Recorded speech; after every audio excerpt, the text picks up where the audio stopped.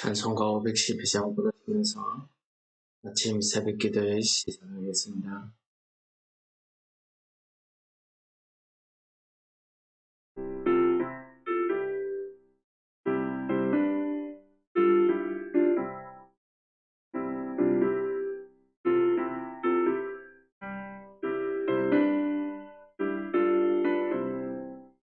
전성기를 버리고 죄에 빠진 우리를 예수 영접하시니 어찌 감사할까.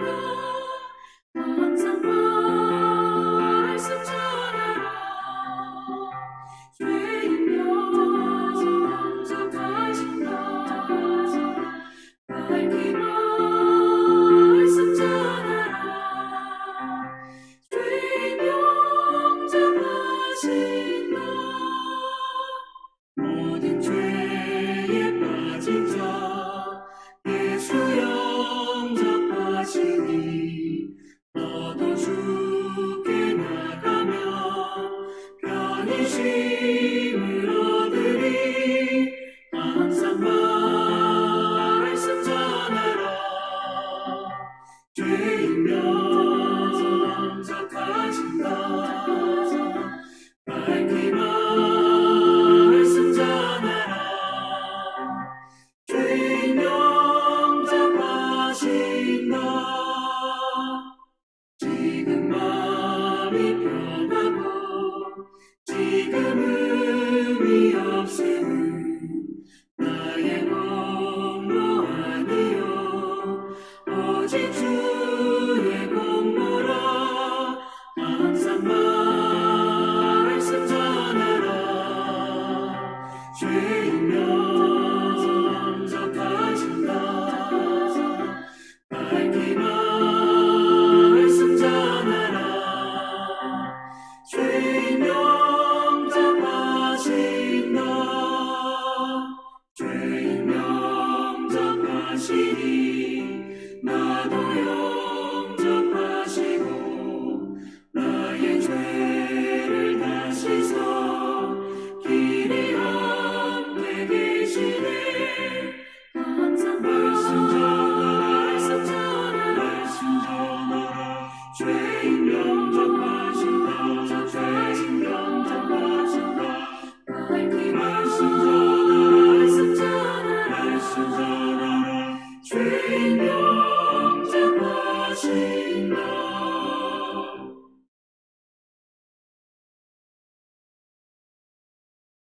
오늘 본문 말씀은 우리 역대상 19장이 되겠습니다.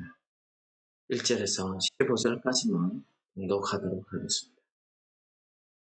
그 후에 암몬 자손의 왕 라하스가 죽고 그의 아들이 대신하여 왕이 되니 다윗이 이르되 한온의 아버지 라하스가 전에 내게 호의를 베풀었으니 이제 내가 그의 아들 한온에게 호의를 베풀리라 하고 사절들을 보내어 그의 아버지 죽음을 문상하게 하니라.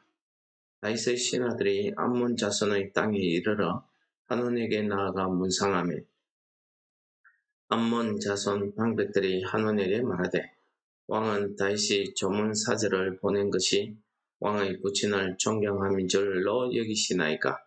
그의 신하들이 왕에게 나온 것이 이 땅을 엿보고 정탐하여 전복시키고자 함이 아니니까 하는지라.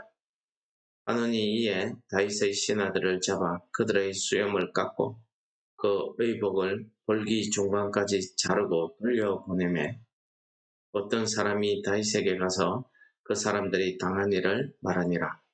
그 사람들이 심히 부끄러워하므로 다윗이 그들을 맞으러 보내 왕이 이르기를 너희는 수염이 자라기까지 여리고에 머물다가 돌아오라 하니라. 암몬 자손이 자기가 다윗에게 믿게 한 줄을 안지라. 한온과 암몬 자손은 더불어 원 1000달란트를 아람 나하라임과 아람 마아가와 소바에게 보내 병거와 마병을 쌍 4대 곧 병거 32,000대와 마아가 왕과 그의 군대를 포용하였더니 그들이 와서 메드바 앞에 진친지라. 암몬 자손이 그 모든 성읍으로부터 모여 와서 싸우려 한지라. 다윗이 듣고 요압과 용사의 온 무리를 보냈더니 암몬 자손이 나가서 성문 앞에 진치고 도우러 온 여러 왕들은 따로 들에 있더라. 요압이 앞뒤에 친 적진을 보고 이스라엘에서 뽑은 자 중에서 또 뽑아 아람 사람을 대하여 진을 치고 그 남은 무리는 그의 아우 아비새의 수하에 맡겨 암몬 자손을 대하여 진을 치게 하고 이르되 만일 아람 사람이 나보다 강하면 내가 나를 돕고 만일 암몬 자손이 너보다 강하면 내가 너를 도우리라. 너는 힘을 내라. 우리가 우리 백성과 우리 하나님의 성읍들을 위하여 힘을 내자. 여호와께서 선히 여기시는 대로 행하시기를 원하노라 하고 요압과 그 추종자가 싸우려고 아람 사람 앞에 나아가니 그들이 그 앞에서 도망하고 암몬 자손은 아람 사람이 도망함을 보고 그들도 요압의 아우 아비새 앞에서 도망하여 성읍으로 들어간지라. 이에 요압이 예루살렘으로 돌아오니라. 오늘 본문 말씀은 전장 18장에 이어지는 내용으로 이렇게 보시면 되겠습니다. 오늘 본문의 내용은 다윗이 암몬 자손을 정복하게 된 그 이유를 우리에게 밝히 알려주고 있습니다. 다윗이 암몬 자손의 왕이었던 나하스가 죽자 그를 조문하기 위해서 그의 신하들을 보냈다고 합니다. 이 암몬 자손이 평소에 다윗에게 무엇을 했는지에 대해서는 주석에 보면은 의견이 여러 가지로 갈리고 있는 것을 봅니다. 아마 시기적으로 우리가 보았을 때에는 다윗이 사울왕을 피해서 도망 다닐 때에 나하스 왕이 나서서 다윗의 입장을 대변해준 내용이 사무엘상에 기록되고 있습니다.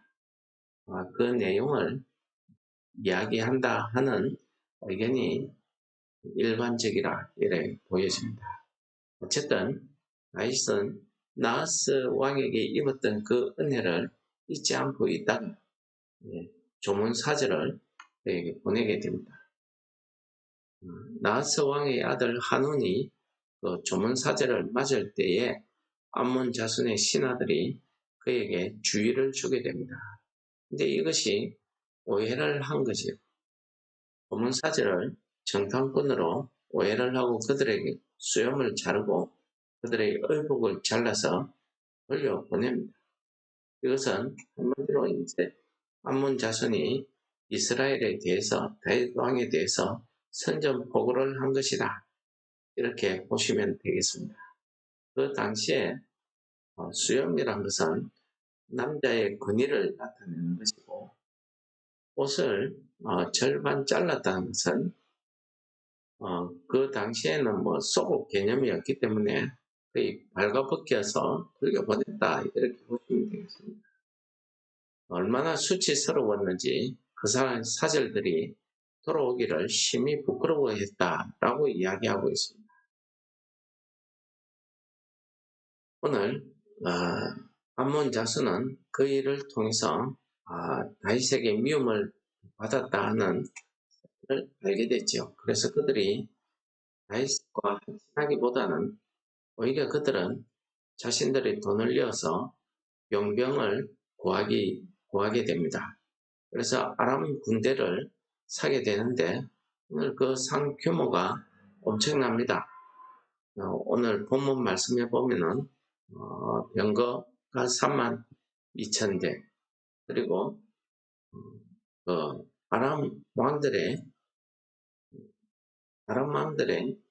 이 아람 나라도 이렇게 부족 국가였던 것 같습니다. 그래서 여러 왕들의 군대를 샀는데 특히 마아가 왕의 군대를 사서 포용을 했다고 합니다. 그래서 그렇게 전쟁을 준비하는 소문이 다윗에게 들렸습니다. 다윗이 요압을 보냅니다.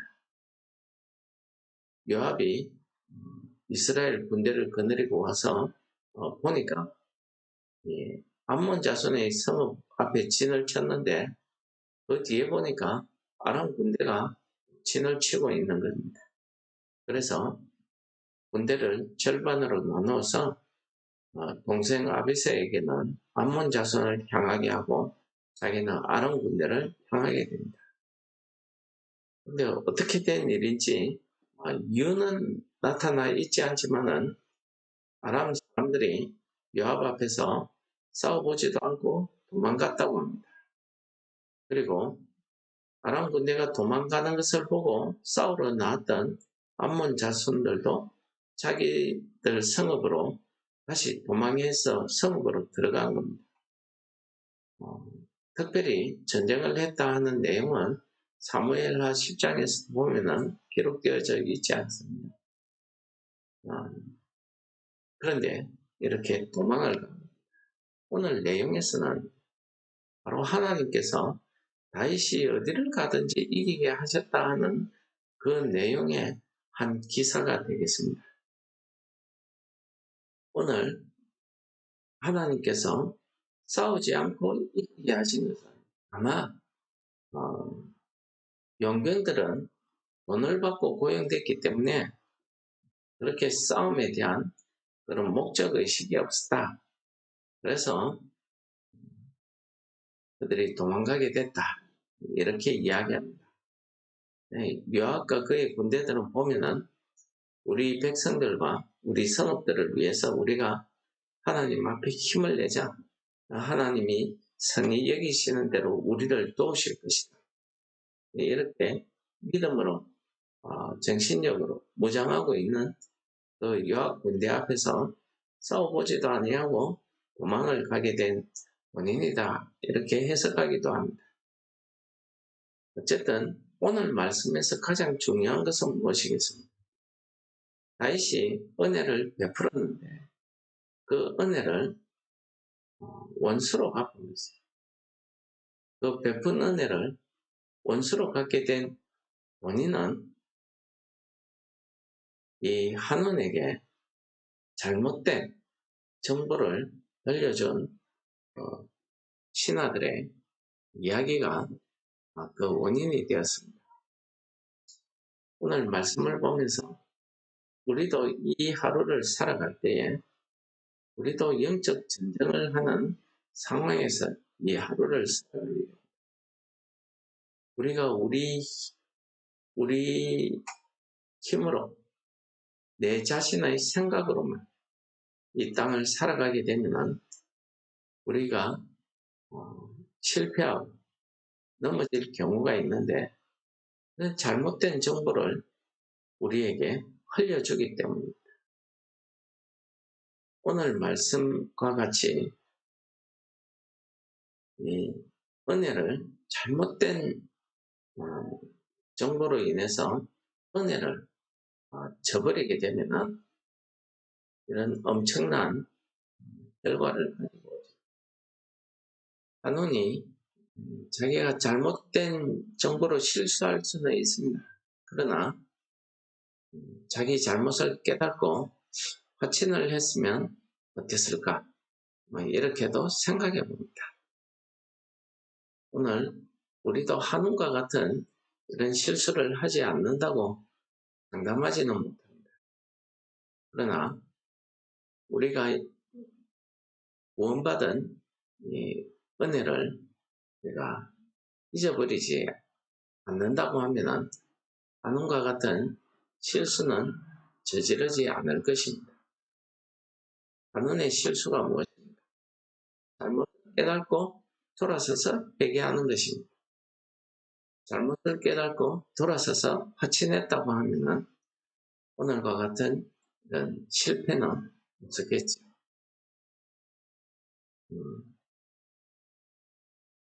사도행전 13장에 보시면은 사도 바울이 나바와 함께 안디옥 해당해서 이 유대인들을 향해서 설교하는 장면이 나옵니다.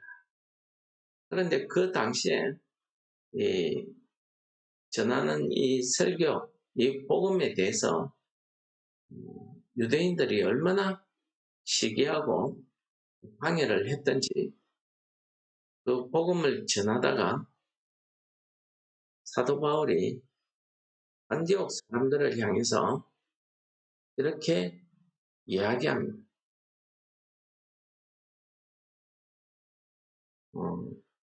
사도행전 14장이 되겠습니다. 바울과 바나바가 담대히 말하여 이르되 하나님의 말씀을 마땅히 먼저 너희에게 전할 것이로되 너희가 그것을 버리고 영생 얻기에 합당하지 않은 자로 자처하기로 우리가 이방인에게로 향하노라. 이렇게 아주 유명한 말을 남기게 됩니다. 예수님의 제자들도 예수님께서 전도하러 보낼 때에 뭐라고 하십니까? 너희들이 가서 전도할 때에 먼저 그 집에 평안을 빌어라. 근데 그 평안을 받지 않거든 그 집에서 놓을 때 옷에 먼지를 떨어버려라. 이렇게 또 말씀하고 있습니다. 오늘 바울과 바나바를 통해서 이 복음이 이방인, 즉 우리를 향해서 열리게 된 그 원인을 오늘 사도행전 13장에서 우리에게 보고 있습니다. 하나님의 말씀, 이 복음을 전함에도 유대인들은 그것을 보고 시기가 가득해서 바울의 말을 반박하고 비방했다고 합니다. 오해하는 것, 시기하는 것, 비방하는 것, 이런 모든 것이 다 마귀의 행위 아니겠습니까?